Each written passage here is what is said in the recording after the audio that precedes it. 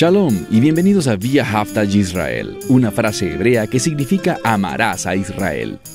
Esperamos que se queden con nosotros durante los próximos 30 minutos, ya que nuestro maestro, el Dr. Baruch, nos compartirá una enseñanza expositiva de la Biblia. El Dr. Baruch es profesor titular del Instituto Sera Abraham, con sede en Israel. Aunque todos los cursos del instituto se imparten en hebreo, el Dr. Baruch se complace en compartir este video semanal en inglés con doblaje al español.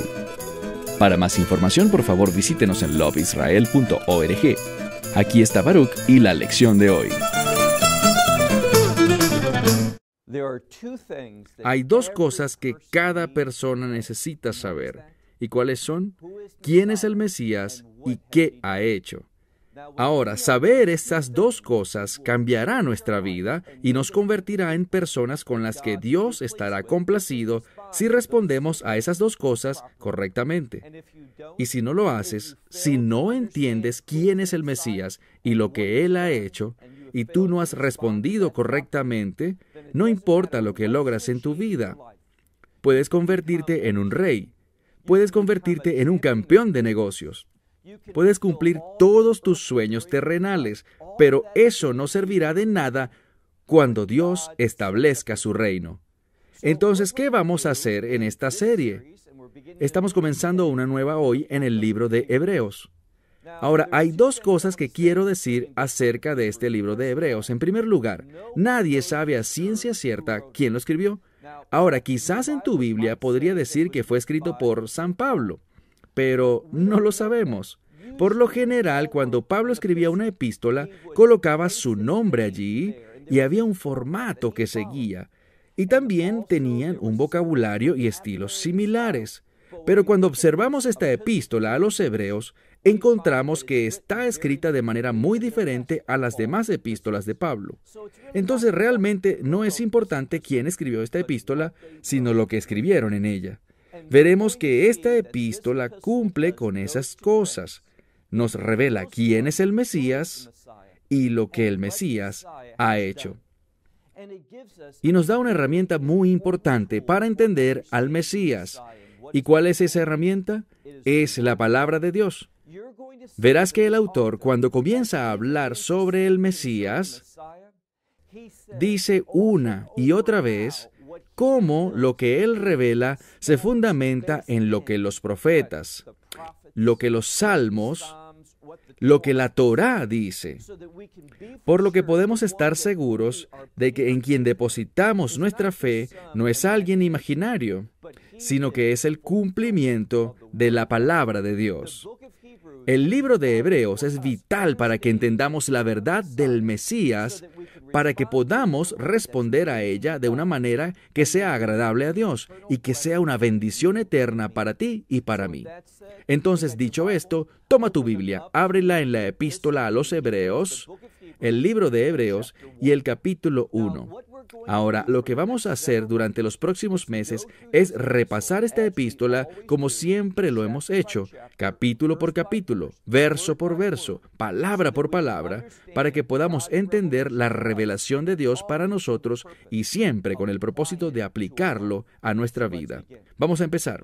El libro de Hebreos, capítulo 1, versículo 1. Ahora, comienza de una manera muy específica. Encontramos dos palabras principales al principio de la epístola. Dice, en muchas partes. Y probablemente están hablando de muchas diferentes partes del tiempo, diferentes dispensaciones, diferentes períodos de tiempo. Y luego dice, de muchas maneras. Y luego la siguiente palabra es, anteriormente o hace mucho tiempo. Entonces, lo que nos dice la epístola es que Dios ha hablado en el pasado, en diferentes maneras y diferentes momentos, y que lo ha hecho a los padres. Y cuando hablamos de padres o patriarcas aquí, no estamos hablando específicamente de Abraham, Isaac y Jacob, sino que estamos hablando a lo largo de las generaciones, a través del liderazgo del pueblo de Dios. Ha habido un testimonio coherente de la revelación de Dios y observe cómo llegó esta revelación. Una vez más, en la antigüedad o anteriormente, en muchos momentos y de muchas maneras diferentes en las que Dios ha hablado a los antepasados, y note lo que dice, por sus profetas. Y eso es importante porque la revelación profética es donde encontramos en mejor manera quién es el Mesías.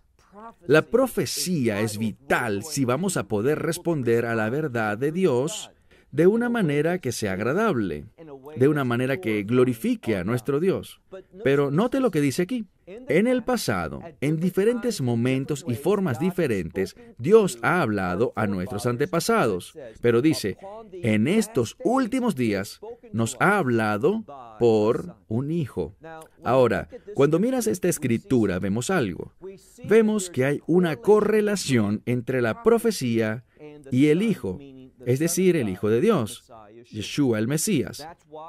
Por eso es que en el libro de Apocalipsis habla sobre el espíritu de profecía. ¿Y qué es eso? El testimonio del Mesías. Cuanto mejor entiendas la verdad profética, mejor entenderás al Mesías. Entonces, una vez más, en el pasado, en muchos momentos diferentes y de muchas maneras diferentes, Dios ha hablado a su gente. Anteriormente lo hizo a los antepasados por los profetas. Pero ahora, en estos últimos días, leemos, lo ha hecho por un hijo. ¿Y qué sabemos de este hijo? A quien Él ha nombrado heredero de todas las cosas. Entonces, el hijo, va a heredar todas las cosas. Ahora, con esta idea de un heredero, el que hereda, viene la responsabilidad y también la autoridad. Entonces, ¿qué aprendemos? Aprendemos que el Mesías Yeshua es el Hijo de Dios, el único Hijo engendrado de Dios, que será el gobernador de todo.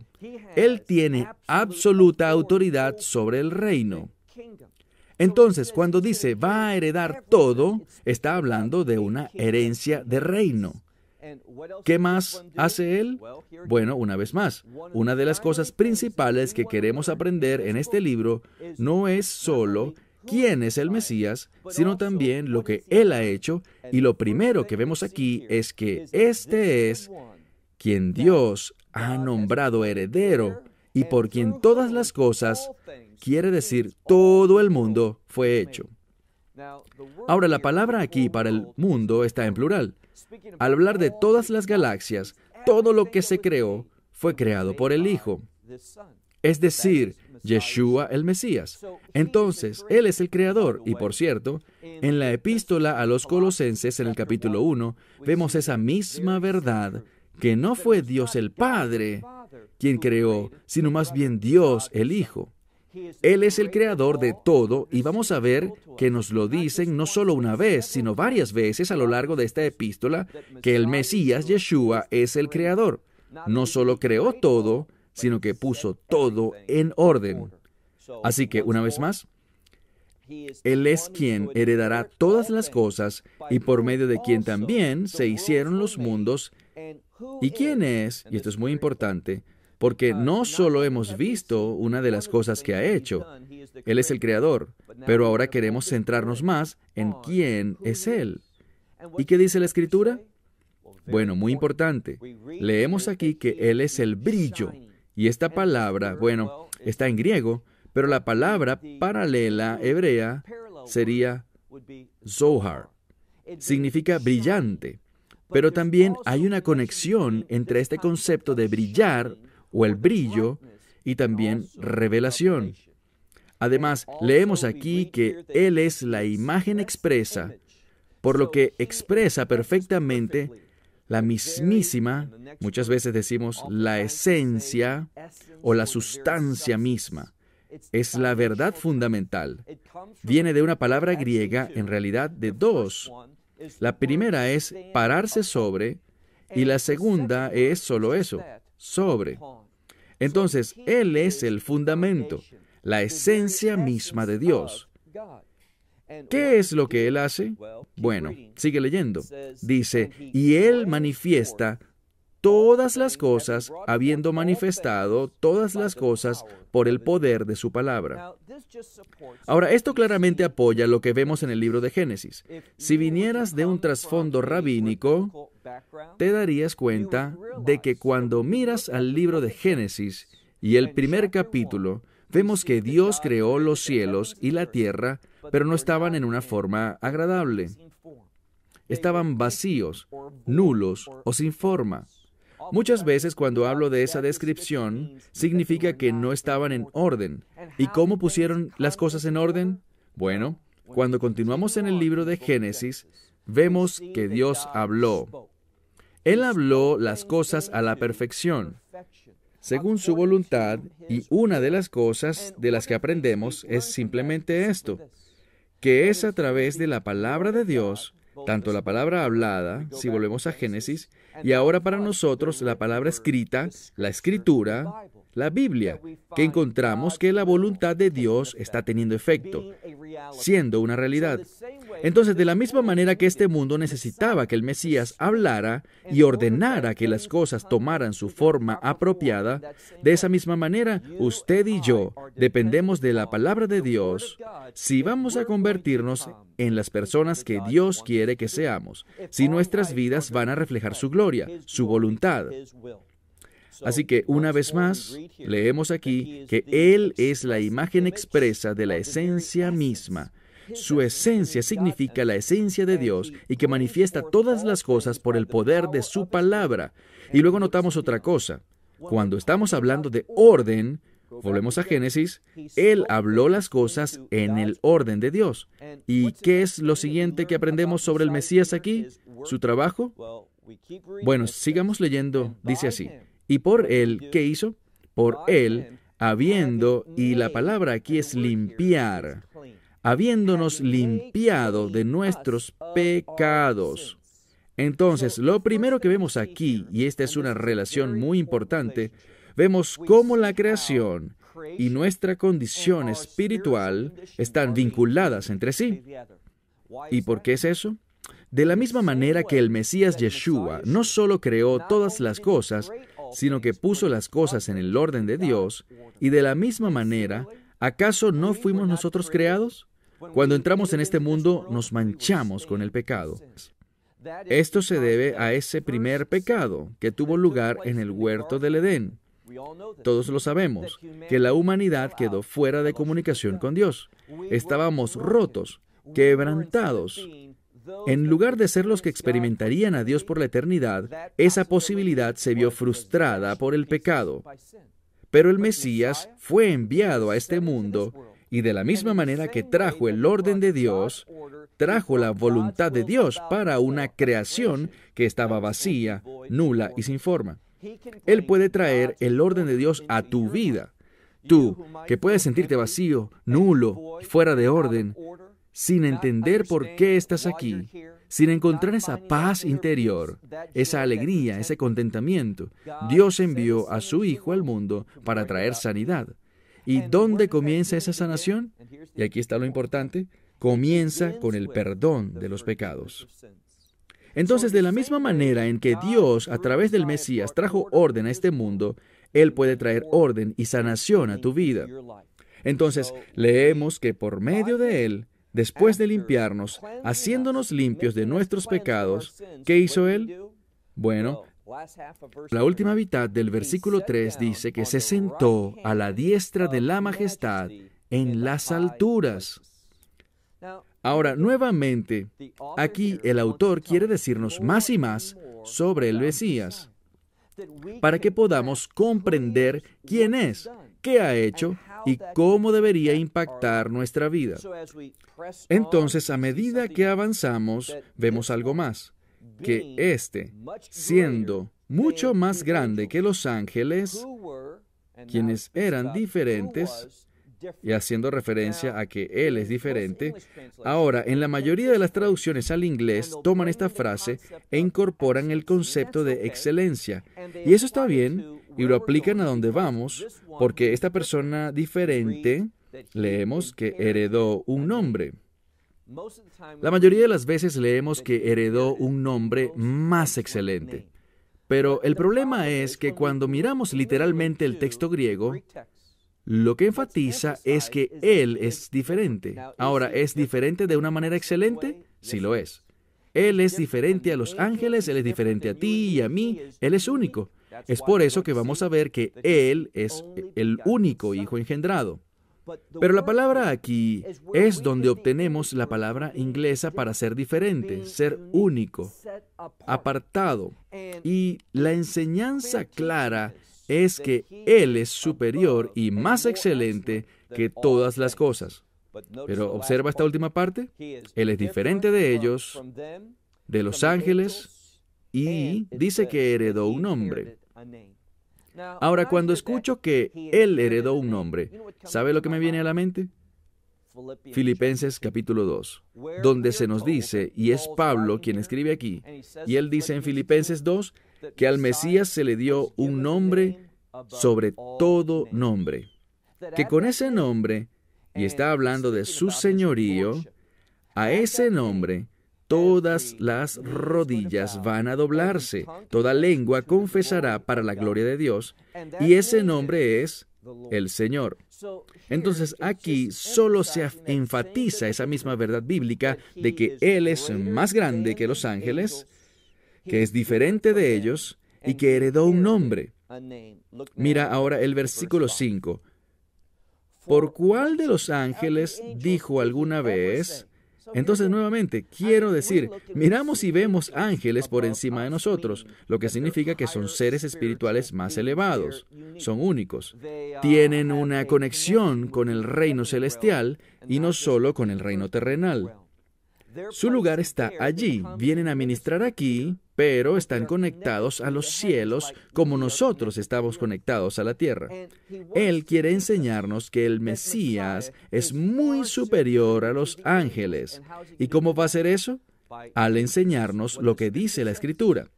Hay muchas referencias, y cuando digo las Escrituras, estoy hablando de la Biblia hebrea.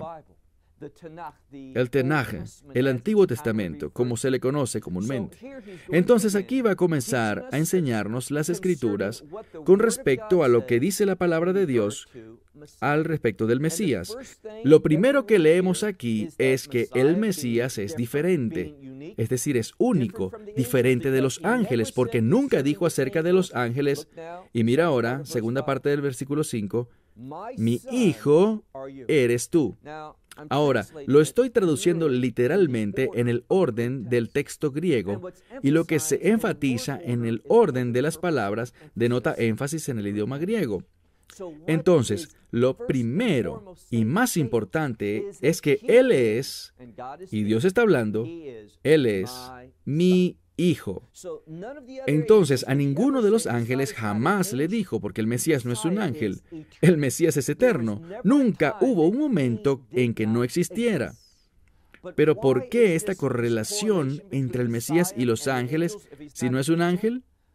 Bueno, tanto en hebreo como en griego, la palabra para ángel, ángelos, o el hebreo malach, es simplemente un mensajero.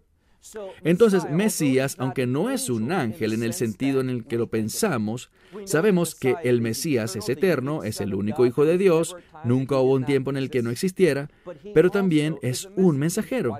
¿Por qué sabemos eso? Bueno, comenzamos en el capítulo 1, versículo 1, hablando sobre el hecho de que la revelación vino previamente a través de los profetas y ahora a través del Hijo. Entonces, el Mesías fue enviado a este mundo, es un mensajero, pero no es un ángel en el sentido que normalmente lo pensamos. ¿Por qué? Porque todos los ángeles fueron creados. Los ángeles no son eternos desde la perspectiva pasada. Hubo un tiempo en que los ángeles no existían, pero nunca hubo un momento en la historia en el que el Mesías Yeshua no existiera. Él es el eterno Hijo de Dios. Por lo tanto, nunca dijo acerca de ninguno de los ángeles, tú eres mi hijo. Y hoy, y recuerda esta palabra hoy, esa palabra volverá a aparecer una y otra vez en los primeros capítulos del libro de Hebreos. Y esta palabra hoy tiene que ver con oportunidad. Está conectado a revelación. está relacionado con la oportunidad que Dios habla a nosotros. Esa oportunidad, bueno, está disponible, pero no siempre. Entonces, hay un énfasis en ese concepto de hoy. Está atado al Mesías. Una vez más, el verso 5. Mi hijo eres tú, yo hoy te he engendrado. Ahora, esta palabra viene del hebreo, que significa dar a luz. Es en griego para el término generar, también de donde proviene el término generaciones. Y esto es lo importante. Ya dije que nunca hubo un momento en el que el Mesías no existiera. Pero ahora estamos leyendo aquí y vemos que hay un día en que nació. Aquí está el problema para muchas personas. La gente cree que eso significa que hubo un comienzo para el Mesías, pero no es así. El Mesías, como he dicho varias veces, es eterno. Entonces, ¿qué significa eso de que hoy te he engendrado? Yo te he dado a luz. Bueno, aquí hay un perfecto ejemplo. Cuando ese niño nace, cuando sale del vientre de su madre, ¿sabes qué es eso? Eso no es que él no existiera unos minutos antes y al nacer existió. No. Había estado en esa matriz durante 9 meses. Y había un momento antes de que él naciera y un momento después de que él naciera. Allí no había nada intrínsecamente diferente en él. Los momentos antes de nacer, él tenía cabeza, tenía 2 brazos, 2 piernas, un cuerpo, ojos, oídos, todo eso. Y cuando nació, tenía esas mismas cosas. Entonces, nacer no se asocia con un comienzo, con un origen, ¿no? Nacer, bíblicamente hablando, tiene que ver con revelación. Proviene de una exposición, de la misma manera que un niño en el útero, no puedes verlo, ¿verdad? No sabes cómo se ve, sus rasgos, solo lo puedes ver después de nacer. Entonces, en esta escritura, cuando se habla del Mesías como el Hijo de Dios, y Dios Padre dice, hoy te he engendrado, no se trata de su origen, sino de su disponibilidad. Su revelación, Él está entrando en este mundo. Es una declaración y una revelación del Mesías. De eso se trata. Pero es muy significativo que encontremos esta palabra hijo. ¿Por qué es eso? Como veremos, este concepto de hijo aparece una y otra vez. La filiación tiene que ver con honrar al Padre. La filiación tiene que ver con servir al Padre. Ser totalmente sumiso a la voluntad del Padre y desempeñarla para que se cumpla a totalidad. La filiación tiene que ver con ser un heredero, recibir lo que el Padre tiene. Se hablará de todo esto. Todo esto se tratará en este libro de Hebreos. Y la razón por la que está escrito de esta manera, ¿recuerdas el título? La epístola a los Hebreos. Ha'Iger il Ha'ivrin en hebreo. De lo que se habla, y hay una relación de la misma forma en que el Mesías era eternamente, pero en los cielos, ahora ha entrado en este mundo, ha cruzado de una dimensión a otra, y eso es exactamente lo que significa el término hebreos. Significa los que han cruzado. Entonces, hay una conexión y veremos más sobre eso en las próximas discusiones. Entonces, él dice, mi hijo eres tú y hoy te he engendrado. Y también, eso significa otra vez en otros pasajes y aquí otra vez. Solo está citando las Escrituras una y otra vez. ¿Y te das cuenta de lo último que dice? Esto revela para qué fue el Hijo enviado al mundo. La siguiente parte de este verso es vital para ayudarnos a entender la obra del Mesías. Es esa frase familiar que aparece en muchos lugares diferentes en las Escrituras. Él dice, yo seré para él como padre y él será para mí como hijo. Ahora, eso es solo un pequeño cambio de esa definición familiar de redención. En las Escrituras vemos muchas veces donde dice, con respecto al pueblo de Dios, en el pueblo de Dios de pacto, donde Él dice, tú serás para mi pueblo y yo seré para ti Dios. Esa expresión que habla de intimidad, unión entre Dios y el hombre, y estoy hablando de humanidad, esa es la definición de redención. Entonces, aquí, cuando habla sobre el Mesías, este eterno Hijo de Dios, y tenemos esa declaración, Él será para mí como hijo y yo seré para Él como padre, se trata de redención. Que el Mesías fue enviado a este mundo, fue revelado, ¿recuerdas? Hoy te he engendrado, ha nacido, ha sido revelado. ¿Y cuál es el propósito de su revelación, de su venida a este mundo? La revelación del Mesías, para que Él pueda llevar a cabo la redención. Ya hemos aprendido anteriormente, dice, después de hacer la obra de limpiarnos de nuestros pecados, se sentó a la derecha del Padre, y allí es donde está hoy. Ahora volvemos y vemos desde su origen como el Mesías, es decir, el comienzo de su trabajo en este mundo. Su origen, en un sentido, bueno, Él no tiene uno, Él es eterno, pero al comienzo de su obra vemos el día en que entró en este mundo, que nació y nació con el propósito de lograr la redención eterna. Bueno, esto es importante porque cuando avanzamos también dice, y otra vez que está en otro pasaje, ¿a quién dijo alguna vez que Él es el primogénito del mundo? Únicamente el Mesías, ningún otro ángel.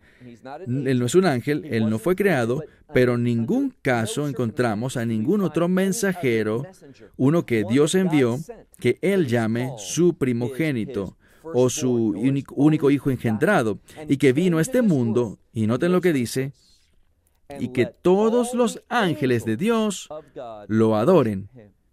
¿Ven? Los ángeles no son adorados. Nadie más es adorado excepto Dios. Entonces esto es importante porque es una cita del Salmo 97, verso 7. Y si miras a esa cita, lo que dice es, y lo voy a citar, del Salmo 97, verso 7, dice que todos los que siguen o sirven a estatuas o figuras de talla se avergüencen, y los que adoran ídolos se avergüencen. Dice, más bien en contraste con eso, y que todos los dioses, y la palabra en hebreo es Elohim. Elohim es la palabra hebrea para Dios, pero aquí se refiere en la Septuaginta de la traducción griega citada aquí, lo aclara, porque sabe que será dirigido a una gran audiencia.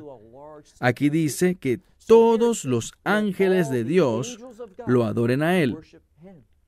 Entonces, este único Hijo engendrado, este Redentor que entró a este mundo, Él es aquel que también debe ser adorado. Adoramos a Dios el Padre, a Dios el Hijo, a Dios el Espíritu Santo, y a través de eso nos encontramos en medio de la presencia de Dios. Bueno, voy a terminar con esto. Esperamos que se haya beneficiado del mensaje de hoy y lo comparta con otros. Por favor, haga planes para unirse a nosotros cada semana en este momento y en este canal para nuestra transmisión de loveisrael.org. Nuevamente, para obtener más información sobre nosotros, visite nuestro sitio web. Allí encontrará artículos y muchas otras conferencias de Baruch. Estas enseñanzas están en forma de video. Puede descargarlos o verlos en transmisión en línea. Hasta la próxima semana. Que el Señor te bendiga en Yeshua HaMashiach. Este es Jesús. Shalom desde Israel.